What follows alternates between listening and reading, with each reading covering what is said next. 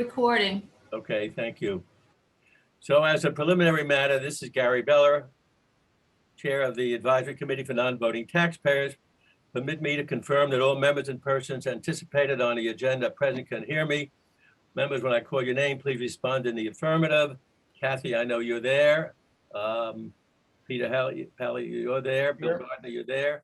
Don, yes. And Peter's iPad, is that Peter Kahn? You're on mute, Peter. You're on But mute, Peter. Unfortunately, I can only be on for about a half hour. So okay. And we don't have anticipated speakers, so we'll go to good morning. Good morning, everyone. This is the open meeting of the Advisory Committee for Non-Voting Taxpayers. It's being conducted remotely, consistent with Governor Baker's executive order of March 12, 2020, due to the current state of emergency in the Commonwealth due to the outbreak of COVID-19. In order to mitigate the transmission of the COVID virus, we have been advised and directed by the Commonwealth to suspend public gatherings, and as such, the governor's order suspends the requirement of the open meeting law to have all meetings in a publicly accessible physical location. Further, all members of public bodies are allowed and encouraged to participate remotely. The order, which you can find posted with the agenda materials for this meeting, allows public bodies to meet entirely remotely, so long as reasonable public access is afforded so that the public can follow along with the deliberations of the meeting. Ensuring public access does not ensure public participation unless such participation is required by law. This meeting may feature public comment, but I don't see anyone from the public on this meeting right now. For this meeting, ACNVT is convening by video conference via Zoom app as posted on the town's website. Please note this meeting is being recorded. All attendees are participating by video conference. Please be aware other folks may be able to see you, and take care not to screen share your computer. Anything you broadcast may be captured by the recording. The supporting materials have been provided. Members of this body are available on the town's website. The public is encouraged to follow along using the posted agenda. Now let's turn to the ground rules of the meeting. The chair will introduce speakers on the agenda. If they conclude, the chair will go down the line of members, inviting each to provide any comment. Please hold your comment until your name is called. Further, please mute your phone when you are not speaking. Please remember to speak clearly. And for any response, wait until the chair calls on you. After members have spoken, the chair will afford public comment. But I don't see any members of the public here. And finally, each vote taken in this meeting will be conducted by a roll call vote. So that's the script. So we finished that as usual. And turning to the agenda, the first item on the agenda is approval of the proposed minutes for our April 10th meeting. So Kathy has sent around the minutes, her new format, which keeps them to 2 pages, which is great. And there's a few tasks there that Peter was assigned. I don't know if Peter Hallie realizes that there's a lot of assignments, some of which he's completed beautifully, and the others he can fill us in on. But anyway, any comments on the minutes? If not, can I have a motion to approve? So moved. Second? Okay, got the second. All in favor? aye. Aye. Everybody say aye. Okay, Aye. thank you. Okay, minutes are approved.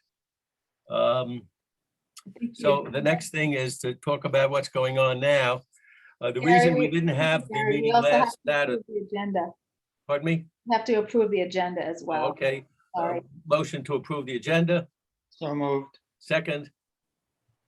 Second, Second. all in favor, say aye, raise your hand. Aye. Yep, okay, everybody has it, fine, thank you.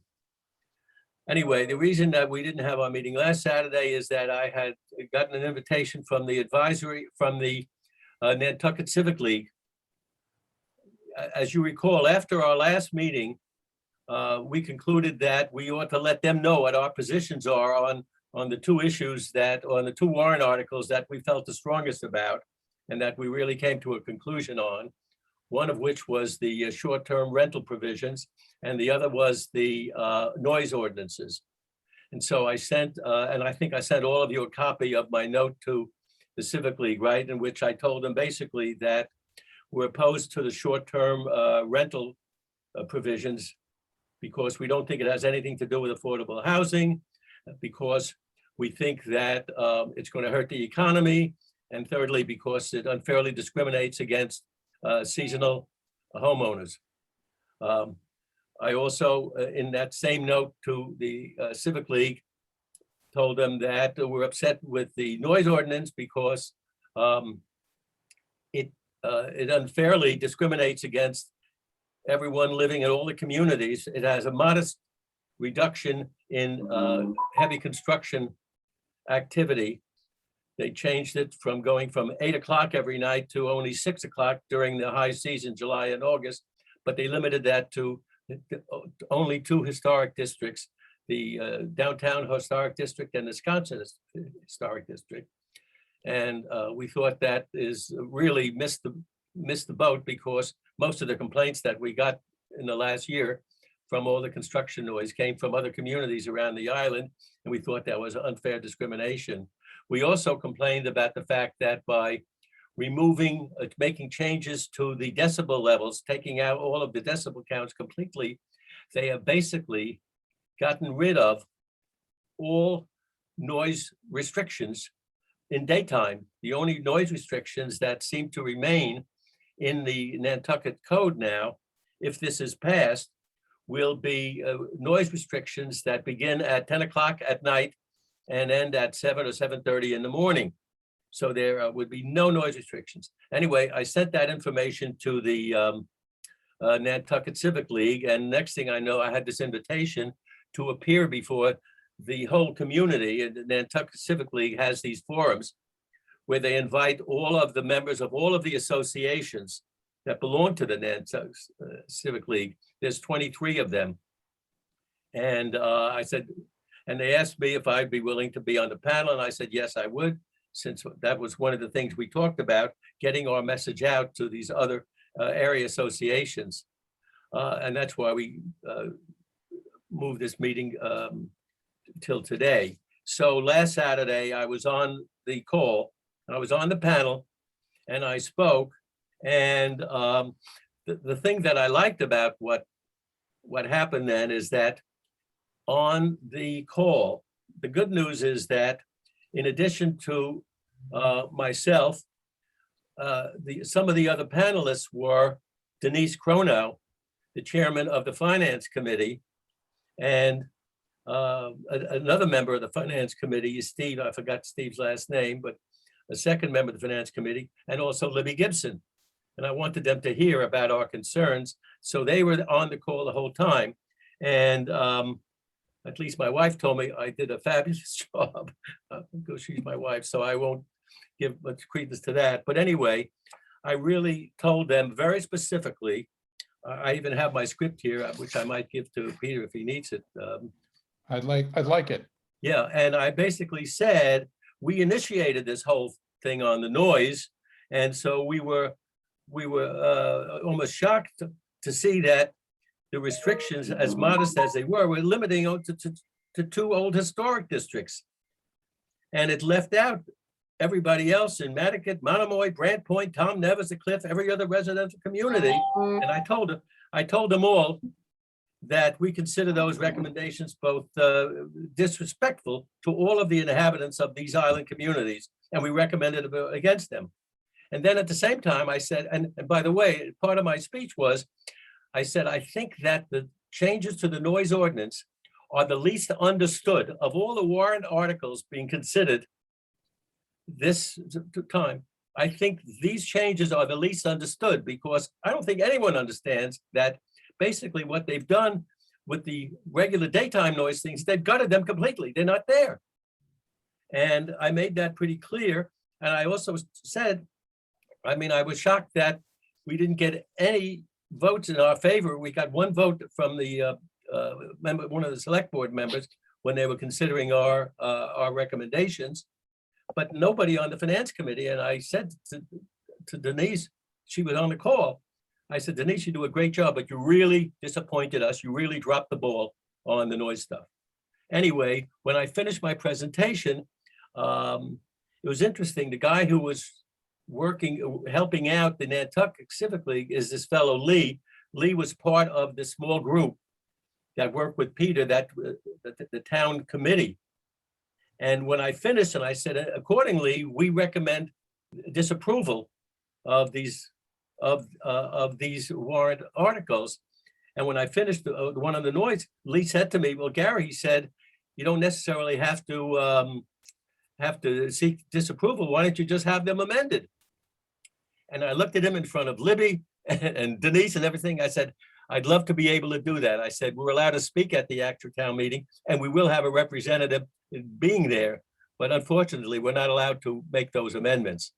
So that message was sent to them and I'm not sure what it does. But anyway, so the good news is, as far as I'm concerned, without being completely belligerent, I really told them that our positions were strong and that they really screwed up.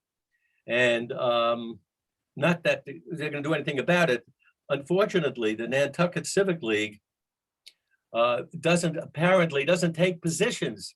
What they do is they make sure all the information is out. Once again, they are the umbrella group for 23 separate neighborhood associations. And I guess the conclusion that I came to is that they don't dare, some communities may want in favor of some may against it. So they think they're doing their job by basically making sure that all of the information is provided to their various communities. And I can tell you that on all of the issues that they discussed that day, all of them, they did not take any position on anyone. That's how they operate. And so to the extent that we wanted to communicate to them, we did that. To the extent we let the people in the administration, especially the ones on that call, know how unhappy we are. But that's where it ended. And so so here we are. We have the annual town meeting coming up on June 5th. In our conversations among ourselves, Peter Halley has agreed to represent us, to be the speaker. According to the rules, they had a prep session the other day, which Kathy sent around. Thank you, Kathy. Kathy sent around the YouTube thing, which I watched the whole thing. And on the YouTube thing, Sarah, the moderator, made it clear that according to the town rules, the advisory, we are the only non-voting taxpayer that's allowed to speak, our committee. And the rules say the chairman or the vice chairman or a designee. So the good news is we are allowed to speak. And when asked a question by Kathy, who was on the call originally at the time, she said basically that she'd like to hear from us to know what issues we'd like to speak on and who's going to do the speaking. And so I'll be glad to hear what all of you think, but since so far as a committee, we've only come to the conclusions on the warrant articles, take positions on are the ones that I wrote to the select board on our behalf. I wrote to the Nantucket Civic League as well. It's those two things. One is the short-term rental, and the other one is the noise ordinance. And since Peter was on the committee and is willing to go to the meeting, I think Peter should speak on that. And I think that it seems to me, I'll give you my suggestion, but I'd like to hear what you all say. I think Peter should speak on both articles. Kathy cannot speak on the short-term rentals because she is conflicted out because of her own personal financial interest in the result of that warrant. So she couldn't do that even if she would like to, maybe she would like to, but she can speak to the extent that Sarah allows Together Now with those people to speak. No, I won't. No, there's no way I can speak unless you can designate more than one speaker. Yeah, but you can't speak because of the conflict of interest laws. And I don't, I know that. and I don't have to be speaking on your behalf, but I can't speak unless you say. You can't speak on that issue, Kathy, because you have a personal interest She could speak on that I issue. didn't- on I behalf as a of result of that. herself. She can speak on that issue on behalf of herself, obviously. Yeah, No, And she her can, community. yes, she can, but she cannot speak at the meeting on behalf of herself. Why not? Why Because not? she's not a taxpayer. Ah, right, okay, okay. So, Okay. but the good news is Peter can. And so my suggestion is that basically when Peter should speak to Sarah, to just clarify when he'll be permitted to put our viewpoint in. And, basically, my suggestion is, but I'll be glad to hear what you all think about it. My suggestion is, with respect to the short-term rental thing, we're going to stick to those three simple issues. One, we don't believe it has anything to do with affordable housing. Two, it's bad for the economy. And three, it's discriminatory against seasonal taxpayers. With respect to the noise ordinance, you want to say that we are very upset and insulted that all of the other communities on the island are not giving any benefit from this modest courtesy being extended to people in historic districts in July and August. And then he should also mention, which he knows better than me and everybody else here, that what they're doing with respect to the noise law, the daytime noise law, is probably not understood, that there are no more noise restrictions of any type. I mean, I can read you, after the civic thing, I felt maybe I should have said it more clearly with Libby on the call. I said, you realize that the rules that say you can't permit operation of a playing of an electronic sound producing device, radio, TV, phonograph, drum, musical instrument, amplifier, similar device, none of those prohibitions will exist anymore in the daytime until 10 o'clock at night on the whole island. I don't think they understand that. I still don't think that. I think a couple of things, sort of backing up. Lee Satterfield, who spoke and apparently asked you a question or whatever, he was the person I referred to as the wise old man on the committee, and he was not enthusiastic about the decibel Right. requirements because he says that they're really not representative of the noises, and he's an expert in the area and blah, blah, blah. Those are out of there, as I've mentioned before, I think primarily because the assistant police chief has the monitor, and he does not like keeping it calibrated, and he doesn't like to be called out to use it. And so he basically is trying to make things easier on himself. And so in place of decibel levels, they now have this issue of, I can't remember exactly what it is, but if the noise can be heard either 50 feet from the noise of the property line or 100 feet and blah, blah, blah. Which But is only after 10 o'clock at night. exactly, and that's the problem. And I've written to, I believe I copied Libby on my concern about that, but I wrote to the moderator of our committee, Leslie Snell, about that, I think, and copied Libby. Whether she ever read that stuff or not, I have Leslie's no no idea. help. Yeah. So anyway, that I'm happy to speak on this. I would appreciate Gary's I'll give you my script. Gary's script, and Kathy, if you have some bullet points or something that you think that should be made, if you send them to me.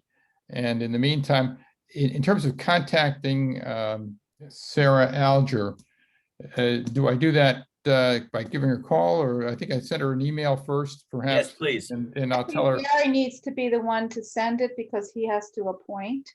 Okay, you do? Well, it said, but the statute says the chairman or vice chairman Okay. or okay. designate. So Peter, you can do it directly. And I'm gonna make one last plea.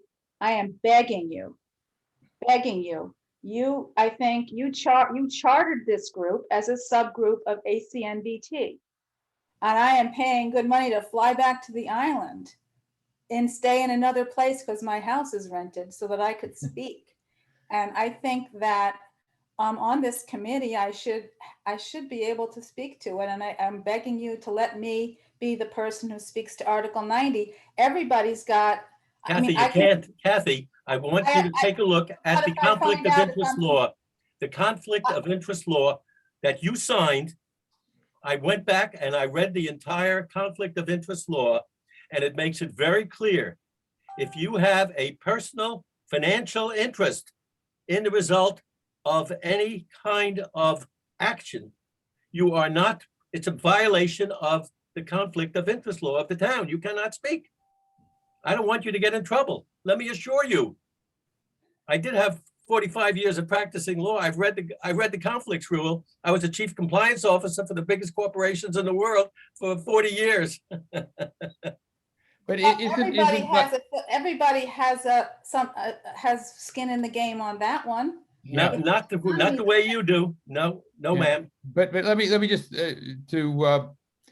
it seems to me that when there are two issues. One is speaking and the other is voting. And it would seem to me that one could speak and say, you know, I am a short-term renter and, you know, and a non-resident homeowner and blah, blah, blah, blah. And but because, you know, none of us have a vote, I'm not sure that the conflict of interest law would apply, especially in the context of a public meeting, where we're not the decision makers. We're just giving input into the decision. So I'll just say those words. We haven't discussed this in advance. I don't know what the up or down is for our committee vis-a-vis this issue. Don? And frankly, I've not looked at the conflict of interest law recently, but I do remember signing something. Well, there is an argument to be made that she's speaking, you know, I mean, there is an argument to be, there's an argument to be made that she's speaking on behalf of a committee, not herself. In other words, she would, and if, so arguably, you know, she's taking the position of the committee. But I think Peter is, with all due respect, I think Peter is as effective. We can avoid the problem. Peter's as effective on this issue as anybody. And I guess the curious thing I have is ACT now going to appear in person? I mean, how's that going to work? Of course they are. They proposed the article. Yeah, so that's what I mean. Are they resident? Are they resident? Yes. They're all residents. They're all residents.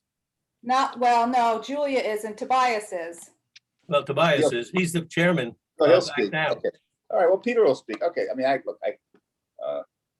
Don, you had something you wanted to say, Don Green? Well, to Can I answer your ask- question, why don't you speak to the moderator and see if it's possible for you to speak? They should be aware of the rules. Yeah. I would. That's okay with me. If I could do that and ask if I could speak. The only thing is, Kathy, the short-term rental issue is not, I mean, it's not our main focus. We came out against it. We think it's a bad idea. We discussed it and we voted against it. We as a committee voted against it. The good news is that you were not present at that meeting, so I didn't have to worry about your financial interest in the result of that, because when our committee came to the conclusion that it's a bad thing Mhm. and we decided to oppose it, you were not a member of the meeting, and so you didn't, there were no violations there. It was just fortunate that we came out, we were able to come to that conclusion, which I know you're pleased with, but it certainly wasn't the main part of our issue. Don?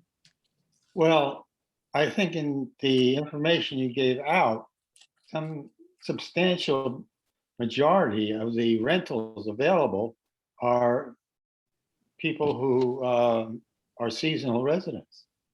Yes, about 80%. Well, that means there should be a voice of some sort, but I would check with the moderator. They allow you to speak with, I don't know what the worst they can do is say disregard what you just said. They can't throw you in jail or. Well, I mean, if I can just ask her, I'll ask her. I'll ask if that's okay. Because No, tell you what, I'll ask her. if you state. I'll if you ask her. state what your interest is, you may not be violating. People know where you're coming from and you have no vote, but like to just express an opinion as a point of information, to the voters who are present, I don't see how that's conflicting. Well, Just hearing from a party who may be hurt by this article. I think it's just up to the rules of the game. It's up to the rule. There are obviously rules as to who can speak and who can't. So let's just leave it to Alger and let her figure it out. Okay, Moderate. thank you. Yeah, I'm good either way. And so maybe Kathy, you and I can coordinate on this and yeah, Peter, Whoever I happens. don't want to get involved in this anymore. I'm not going to be at the meeting. I'm not going to be on the island. So you guys have to talk to Sarah, and you heard my concerns. Those are, our issues are pretty clear. We're opposed to Article 90. Now, the other thought I had, but I don't know how to do this. I wish there was a way that we could have someone who attends the meeting offer an amendment. I thought of this. However, because of the way they're having the meeting this year, it is going to be extremely, extremely difficult for there to be any kind of amendment based on what you saw the other day, what they have said, what Sarah Alger said, and what Libby said, and what they all said is that if anyone wants to amend a proposal, one of the warrant articles that is being considered, they should come to the meeting with 500 or more printed copies of the amendment, Oh, Jesus. because there is not going to be screen sharing. They're not going to have a big screen the way they used to do it. And so Sarah said, and Libby said, when talking about the meeting logistics, that anyone that wants to make an amendment is going to have to come to the meeting with enough copies of the amendment to give to everybody who's there, whether it's 200 people or 400 people or 1,000 people. And when I heard that, my original thought was that, wouldn't it be great if somehow between now and then we can find some current local resident who would be willing to make this suggested. All along, I have been hoping, and one of the reasons I agreed to speak to the Nantucket Civic League, I was hoping that representatives who were on the call, if they were from Monomoy, or representatives from Mattakit, or representatives, I know they weren't in Brand Point because nobody's in Brand Point at this time of the year, including us. But I kept thinking that maybe someone from some of these civic groups who are also being screwed by not being included in this modest protection in July and August, someone would say, you know what? I'm a full-time resident, even though I'm not a seasonal resident, but I don't want that crazy noise going till 8 o'clock at night in my community. And if they're going to stop it in the historic districts, I'll be glad to offer, I could offer an amendment that says we want that modest change. Instead of stopping at 8, stopping at 6 p.m. instead, we want that modest change to be on all island communities. That's what I was hoping we could generate from my appearance before the Nantucket Civic League. It hasn't happened. And when you think about the logistics of amending something, someone has to prepare 500 copies of the amendment. I then realized that ain't gonna happen. Yes, Don? That is really not as difficult as it sounds. A printer can print them out, at not a tremendous cost. I've You actually done it. volunteering? Is that a volunteering? Well, no, but I've done it for large conventions of resolutions that I wanted introduced and to be voted on. Well, if anyone can think of, if any of us, I can. It's like 7 cents a copy or something like that. I know. But Might I suggest two Yeah. things? One is if we really think that an amendment is something that is possibly doable, we need to write an amendment. And so, talking about this in the abstract is a great thing. And I take it you're talking about the noise law. and I might be able to sit down and at least pen something out and send it around. We don't have another meeting to do this, but basically, as I understand the modest proposal that you're making and that we're trying to sell is that the the small the small reduction in weekend construction noise apply island-wide. Yes, And so maybe I can look at the current language and just at least write an amendment, and we can maybe vote and agree that that should be done. And effort should be made to get an amendment, and that way we have, authority, so to speak. And secondly, maybe when, if, I don't know, if Kathy and I are together going to talk to Sarah or individually or whatever, but maybe we would discuss with her how one would do this amendment, because as the moderator, she's going to, allow it or not allow it. right. She's going to ask Peter, what she'll ask you guys is, so, okay, so you have this amendment. And the modest change is to make sure that this improvement in quality of life extends to all communities on the island, not just the 2 historic districts. Modest change. Then she's going to say, who's going to offer it? You guys can't. Yeah. And That's- Sarah, we hope you would offer it.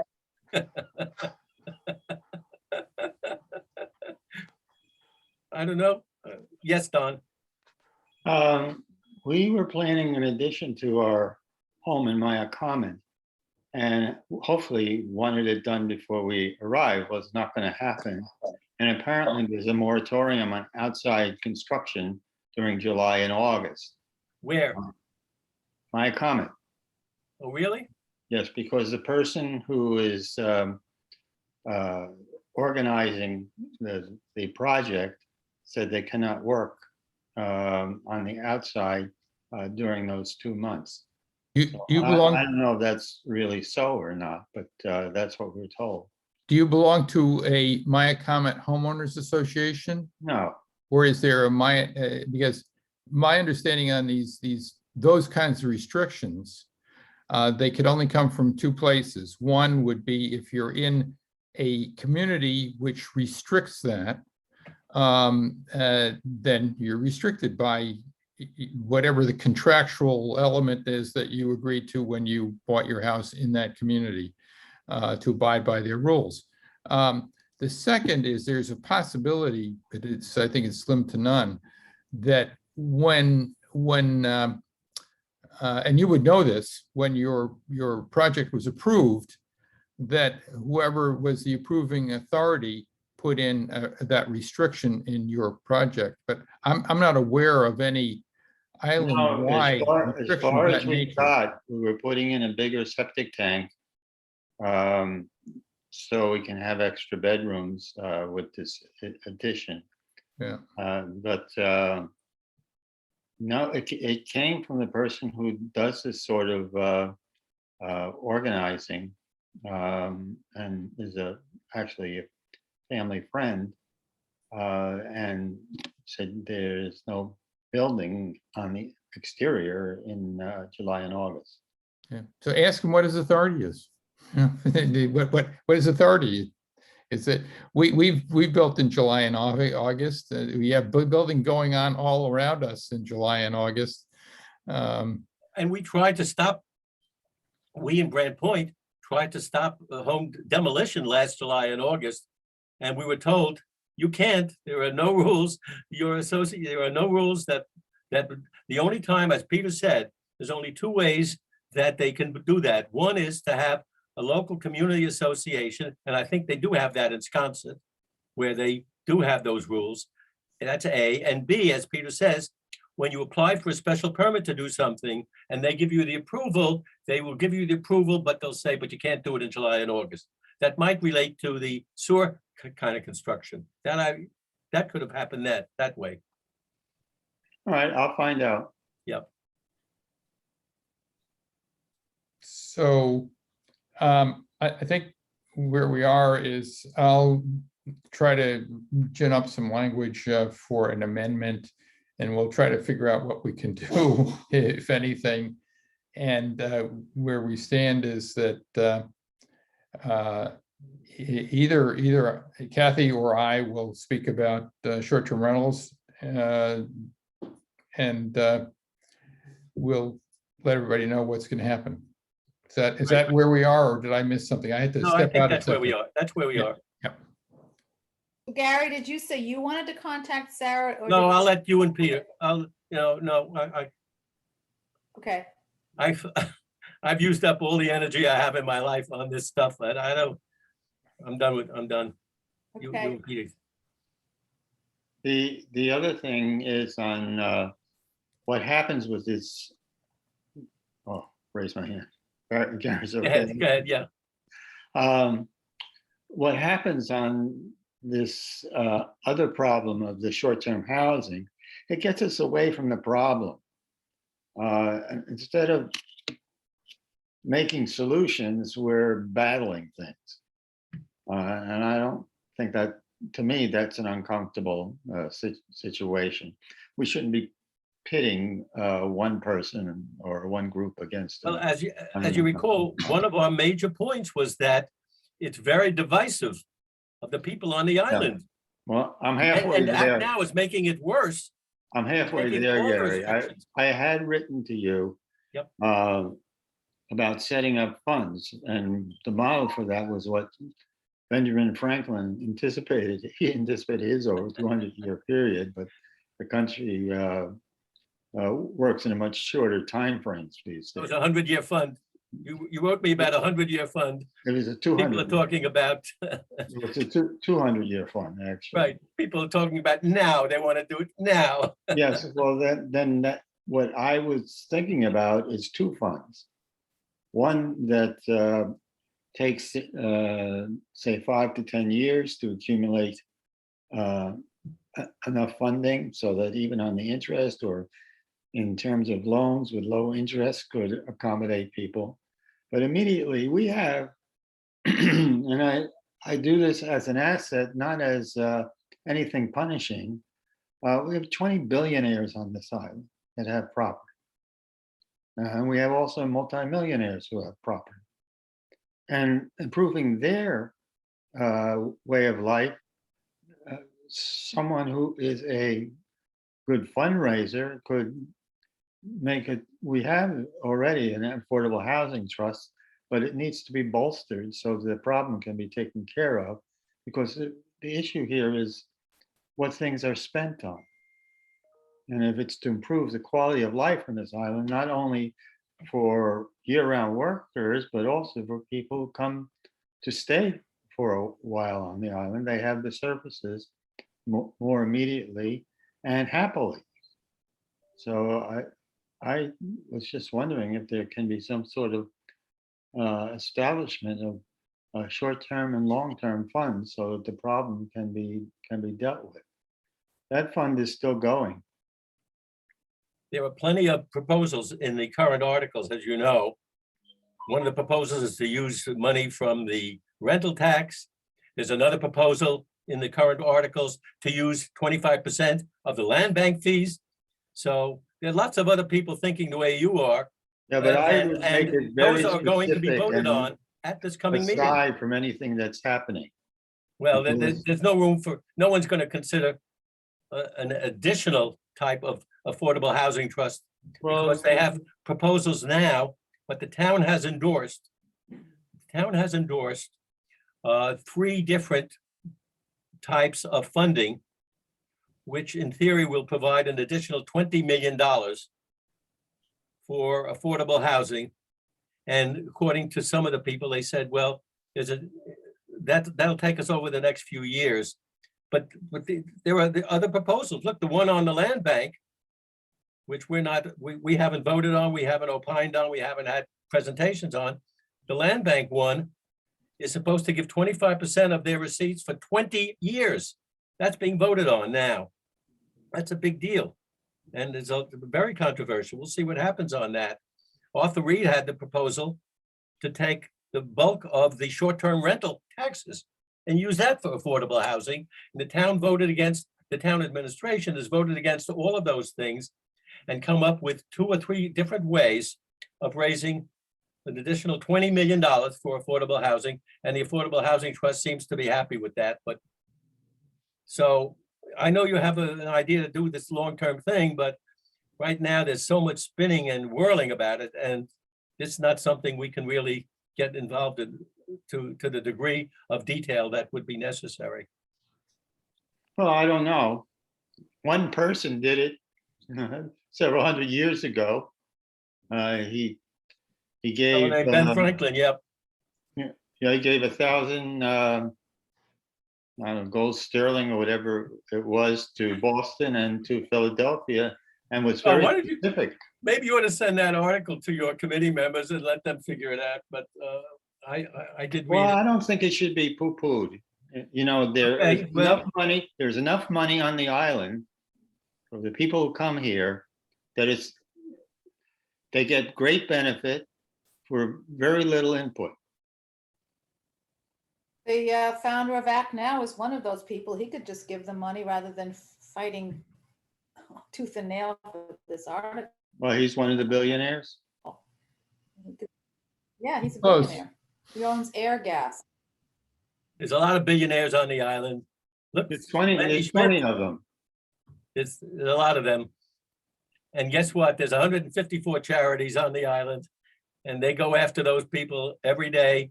And, you know, when you saw the hospital funding, turned out only one person, Bruce Perkley, stepped up. And he put in a substantial amount, 10 million or 20 million for the hospital. But the billionaires didn't write those checks. Wendy could have written a check for the whole 120 million, and it, you know, would have been a half a day's receipts for Google or something. And the same thing for the head of all of these big funds. They were all on the island. They all live in Monomoy.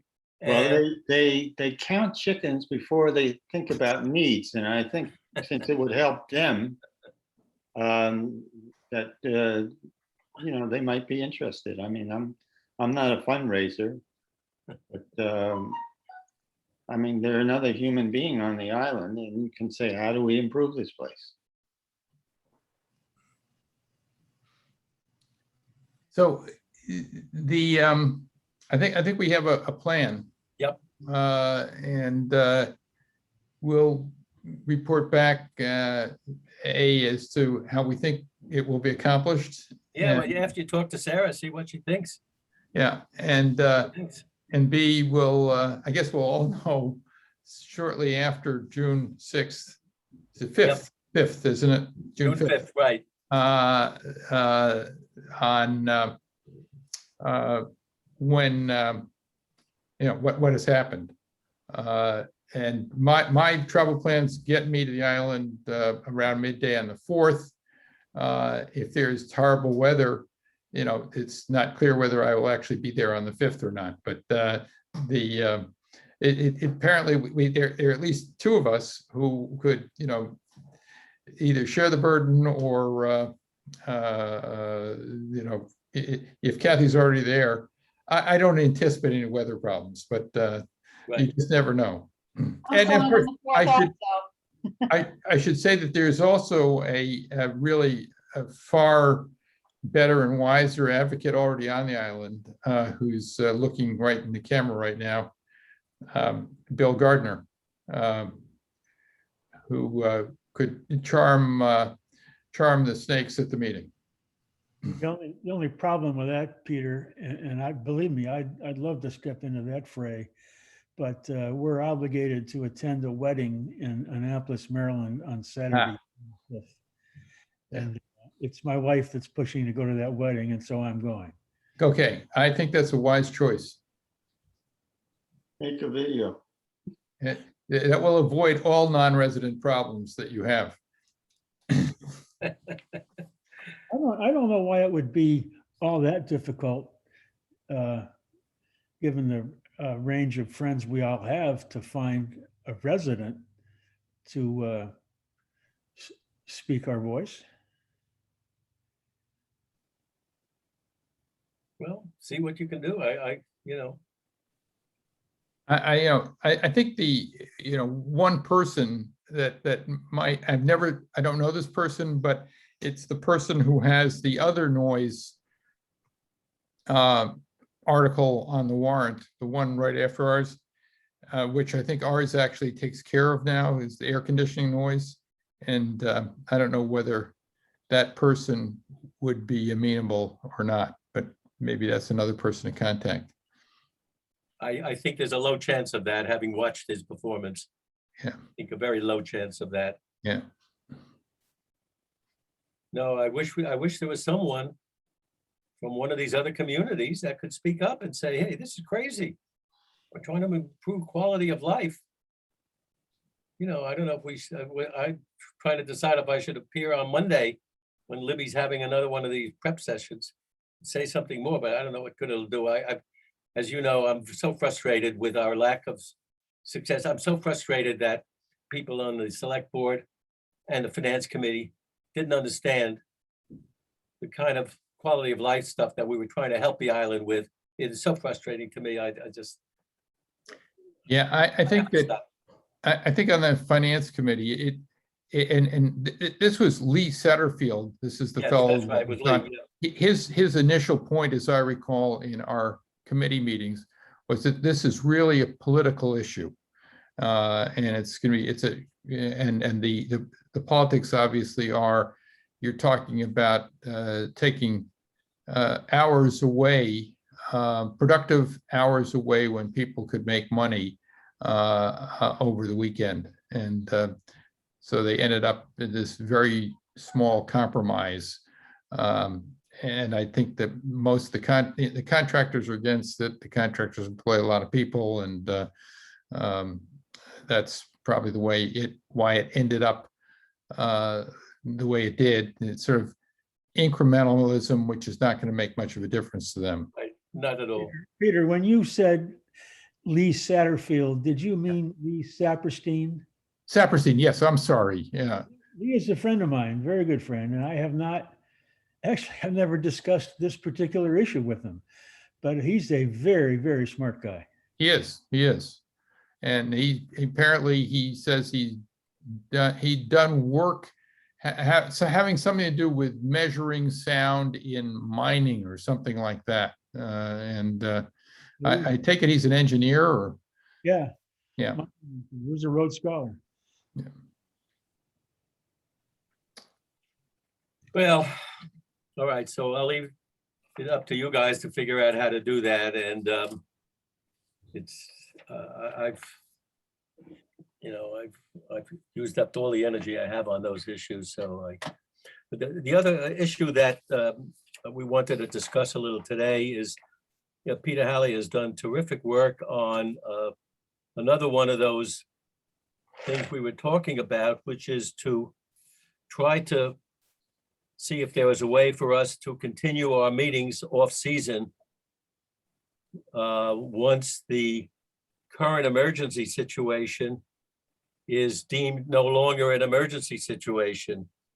And Peter has written, proposed some language that would permit that. And based on our last meeting conversation, Peter has reached out to one of the other groups on the Cape who also meet seasonally. And from the communications, I'll let Peter talk about, but they seem to be on board as well. The only question is, how do we get our local elected representatives start thinking about this? Whether we do it directly or do we have to go through Libby? Yeah. So that's actually what I was going to ask you. I think one of the things that this is a non-starter unless the select board also thinks it's a good idea. So I think we start with Libby and get her support, and then go next to a member or members of the select board, and perhaps they could have a resolution that this is a good idea, or at least not be opposed to it, because I think unless there is local support, our representative or the representative is not going to be very interested in doing anything. Were you about to say something, Kathy, or? Sorry, no, it's my grandson in the background. I muted Oh, myself. sorry. Peter, I just want you to know that about 3 weeks ago, 3 or 4 weeks ago, at one of the select board meetings on Wednesday night, they actually talked about this issue. And they did not come to any conclusion, and they said, we'll have to take it up again later. I don't know if they have again returned to it, but it is an issue that the select board has started to think about, not necessarily on our committee's behalf, but on basically some of the other committees' behalf as well. And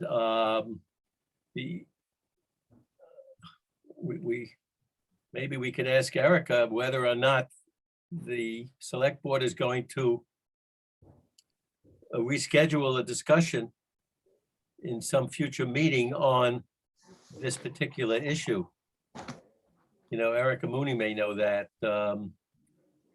because they did discuss it at one meeting. Kathy, you had? He's muted. Yeah. Did you have a comment, Kathy? No, Peter, yeah. Yeah, Don?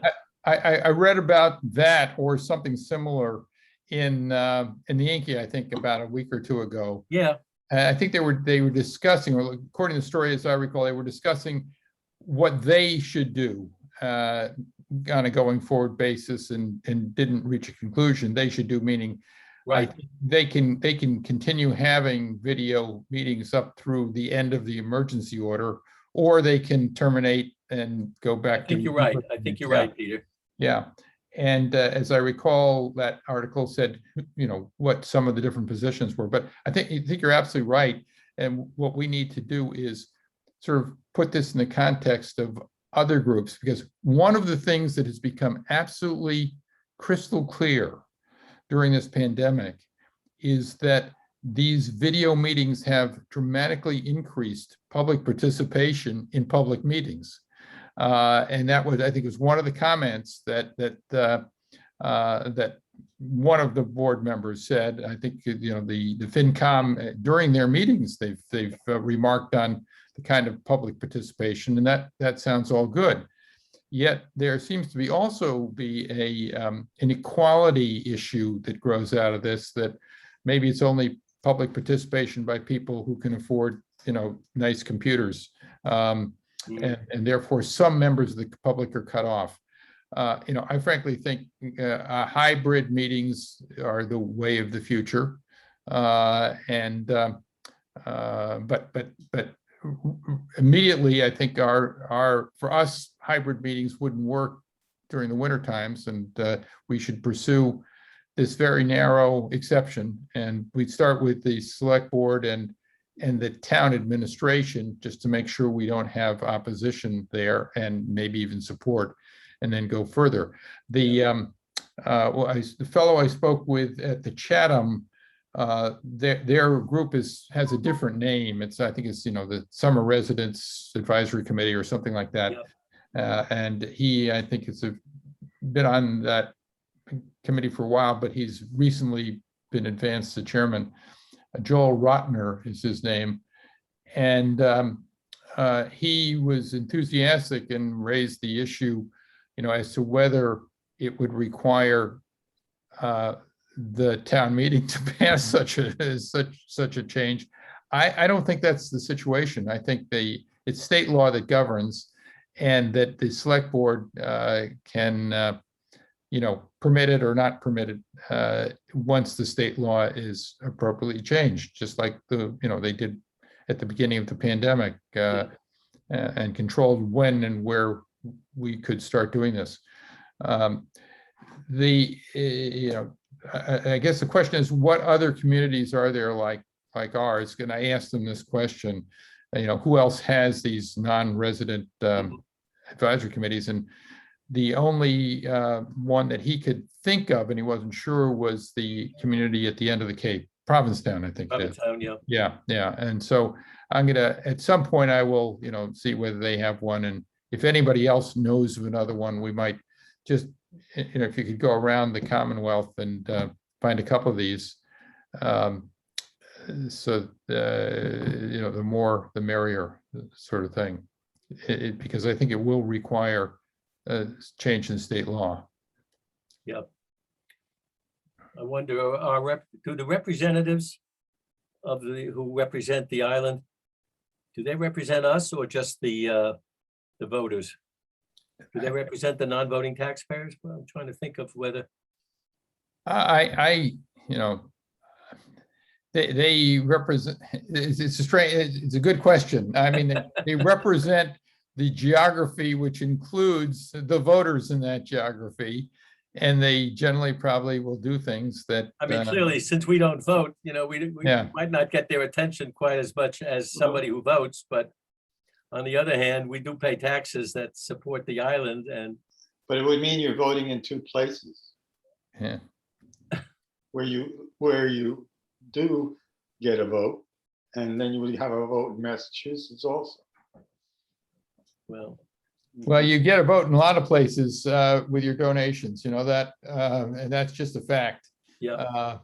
And may not be a quid pro quo vote, but It's time to get generally rid of that, isn't it? you're advancing things that are in the interests of the area in which that legislature works. And if they're not in the area's interest, they're not going to, support it. Well, Okay. So the next step on that is what? I think that why don't I, the next step I was going to suggest is Yep. basically talking with Libby about it first, because I think, Yep. it's my sense that as the town manager, if she thinks it's a good idea, at least it's something that will get a second step.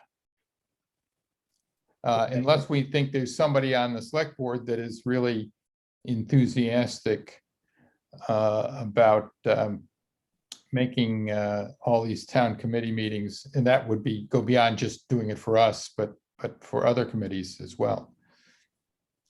Yeah, they started that discussion, but they clearly didn't finish it. Yeah. We I mean, also- we're in a new world, and Yeah. what has happened here because of the pandemic is, I think we've sort of jumped 5 years in terms of our understanding about communications and the sort of taking friction out of a lot of the type of meetings that we do, and this does that. Well, probably the world will not go quite back to what it used to be. Yeah. A lot of this will stay with us, but who knows about these current, when the regulations get rolled back. Massachusetts is rolling them back pretty quickly, so before long, this may be our last video meeting. Yeah. You don't know, The governor's anxious to get everyone back, meeting. He wants to get all the tourists here this summer. That's, Yeah. and that's not a bad idea, so long as it's safe. Well, they're all coming, except they won't be able to move in town because between the clogged streets and the restaurant and stuff like that, it'll be an interesting summer. Okay. Well, I'll figure out a way to get through to Libby to start. And, Okay. And so we my should see if the select board's going to take it up again in the future. I saw Erica Mooney, yeah. Yeah. Try Erica, yeah. Anybody have any other business items they want to discuss? Okay. So our next Gary, do meeting we need is, to set another date for a different meeting? yes, Our next didn't we meeting, do you want decide, one? didn't we decide we should meet the week after the annual election, which is the Okay, 22nd or something like that? The election is the 15th. I thought that we were going to try to meet on the 22nd of June, and we were going to ask Libby if she would open open our season for us. at Gary, that I meeting. think you got your dates wrong. That the Saturday after the town meeting, I think would be Saturday, the 19th. And No, that- but when is the election? I don't know. The town meeting is the 5th, obviously. Right, You're correct, Bill. We already did agree to the 19th, post ATM and 19th? post-election.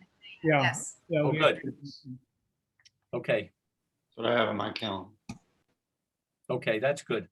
So Kathy, and we should ask, you send out a note to Libby, see if she'll agree to open up our season. In theory, probably in person, but we don't know. Right? We don't know. It's a good way to find out what the select board's thinking about, whether the virtual, non-virtual. Is she willing to come to our June 19th meeting, and is it going to be in person? Because we'll all be on island then, well, most of us anyway.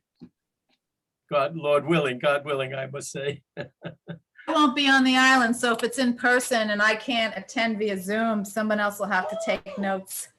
Yeah, I don't think I'm going to be on the island either. I think I'm leaving the 13th Oh, really? and coming back sometime before the 4th of July, in that area. Okay. I need to check my schedule, but Okay. so hopefully, well, actually, the executive order expires at the end of May? Is it, or at the end of June? I think it's May 29. May 29th. I So think that, the restrictions go up May 29th, but the emergency order, they're leaving that in place until the middle of June to allow everybody to figure out what to do. And so I think it might be the 15th or something like that. So right before this meeting, actually. But I'll ask Libby when I send her the invite. That'll be interesting to see whether we know whether we can meet in person or not. What I a think world, we huh? meet in person. The question is whether we can meet via Zoom as well. But I Yes, guess as right. long as you're meeting in person, then people can participate. They just don't count, right? For the quorum. They don't count for quorum, but they Right. count, that's right. They don't count for quorum, but they can participate. They can ask, so with that in mind, yes, let's assume that we go back to a world for a while where Yep. we have to have an in-person quorum. Yep. Why don't we agree that even if we have in-person meetings, for example, in the place we usually meet, that if there is internet in there, that on fairgrounds, yeah. somebody will bring and make it into a Zoom meeting. We will look for facilities so that we can have in-person and Zoom meetings for those who can't attend. But we need to, keep our. Peter, quorum up. they are required, our meetings are recorded. They're on YouTube. So every one of our meetings in the past and in the future must be recorded. And that will continue. So that Okay. should make it easy, in theory, I think Peter's talking about a hybrid. Yeah, I am. right? Well, it's certainly what we used to do. We used to have our meeting. It was being recorded for YouTube purposes, but all of us could call in by phone and participate in the meeting electronically by phone, although our participation did not count toward a quorum. But we Okay. could participate by telephone, and we did that many times in the past. I Okay. don't think it was recorded, Gary, until we started Zoom. Who would have recorded it? It was always recorded. Really? Who recorded it? The town did. Town hired, the town had those NCTV or somebody Huh. recording I it. didn't remember The camera's built into that room, that. Okay, the ceiling or something like I that. see. yeah. Who knew? I didn't know that. Oh, my goodness. But I didn't know that they were used for our meetings. I know I've Well, the seen. same other thing at the meetings. HDC, same thing. Yeah, All the meetings have always been recorded. That's what Nixon said. He didn't know he was being recorded either. okay. Okay, everyone. All right, Okay. well, we'll see how things develop over the next few weeks. Peter, I'll send you my notes on my conversation or at least my speech to the Nantucket Civic League. But I only talked to them about the noise thing. I will also send you another copy of the note that I sent to the Nantucket Civic League on the two issues. One was the STR and the other was the noise stuff. So you'll see both Okay. our positions, okay? Great. So- And I'll circulate an opposed amendment within the next week. Yeah. All right, can I have a motion to adjourn from someone? So moved. Second? Second, Okay, everyone. Thank you all and stay safe, everybody. Take care. thanks. Okay, bye-bye. You too. Thanks, Bye-bye. Matt.